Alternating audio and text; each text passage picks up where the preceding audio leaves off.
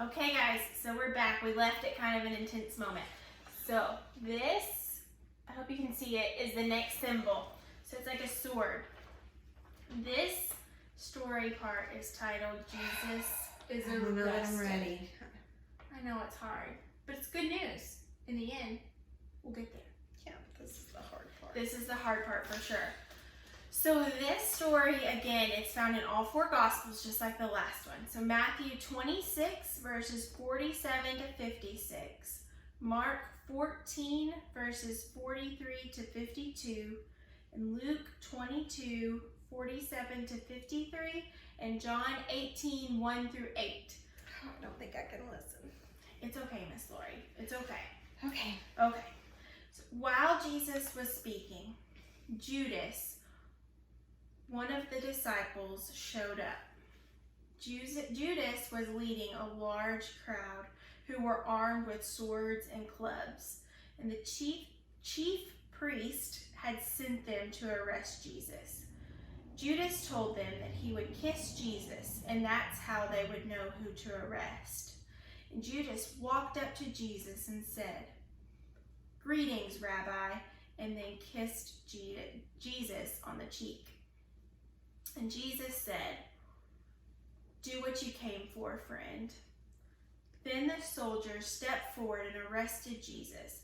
Peter took out his sword and cut off a man's ear, but Jesus told him to stop fighting and reminded him that this was all part of God's plan.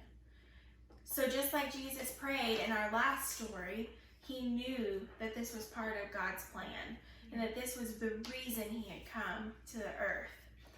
So then Jesus willingly, so of his own choice, went with the soldiers, and he reminded them that all of this was happening to fulfill God's plan to rescue his people. And then most of the disciples left Jesus and ran away. Isn't that crazy? Mm-hmm. All right. So, if you'll remember, Peter was told to get up and pray so that he wouldn't be tempted. And we just heard that Peter was the one that cut off the ear. But he had told Jesus, he says, "I will never leave you.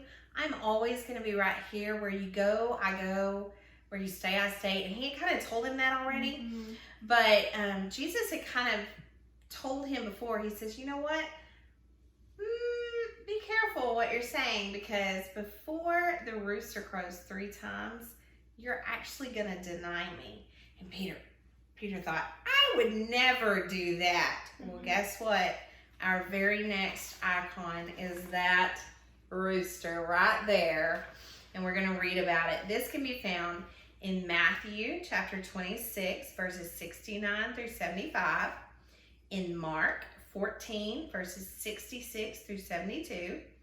In Luke 22, 54 through 62.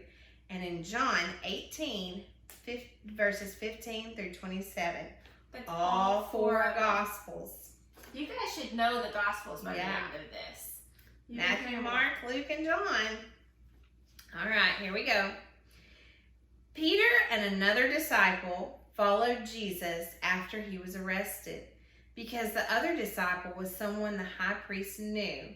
He was able to go with Jesus into the high priest's courtyard.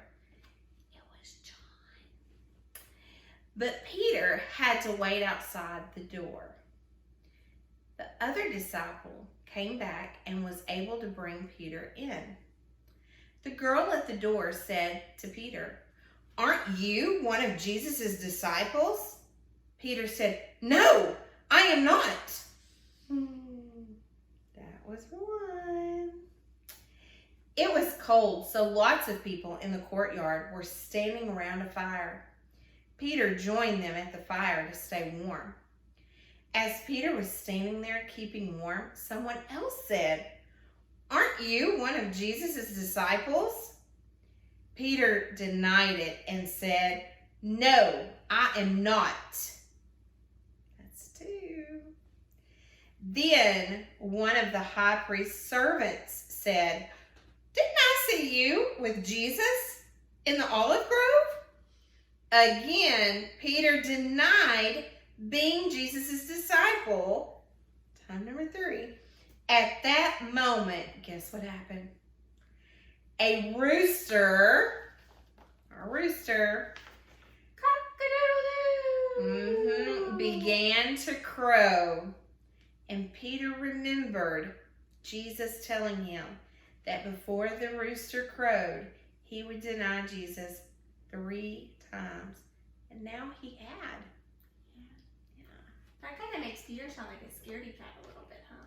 I think he was a scaredy cat. Maybe a little. Yeah. Okay, so the next part gets even a little more intense, guys.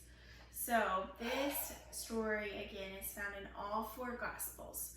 So in Matthew 27, 11 through 31, in Mark 14, 53 through chapter 15, verse 20, and then Luke,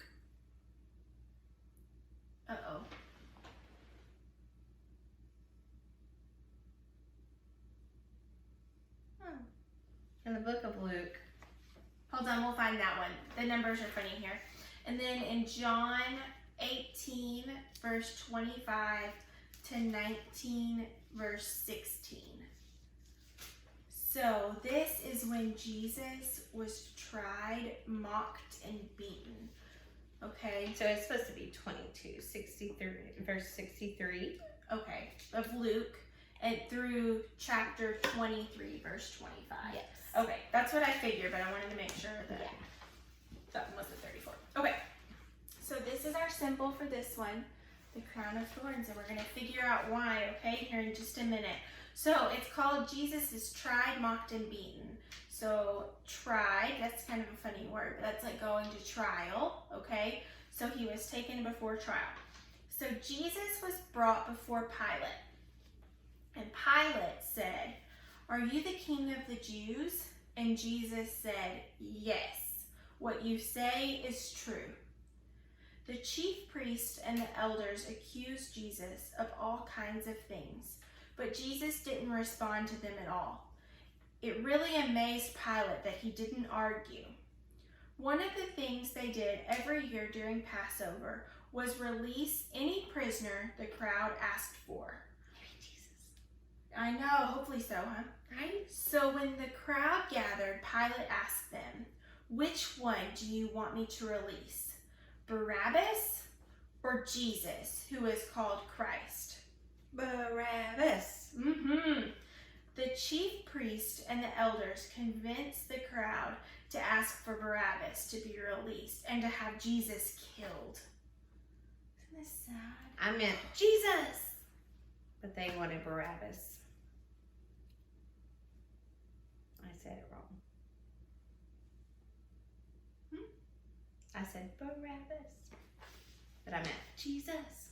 Oh, you're cheering Jesus on. Yeah, I was cheering for Jesus. Oh, I thought you meant for who to be killed. Okay, yeah. So, they wanted Jesus killed. So Pilate asked again, "Which of the 2 do you want me to release to you?" And they answered, "Barabbas." So they wanted to release Barabbas. And they said, "What should I do with Jesus, who is called Christ?" And they all answered, "Crucify him."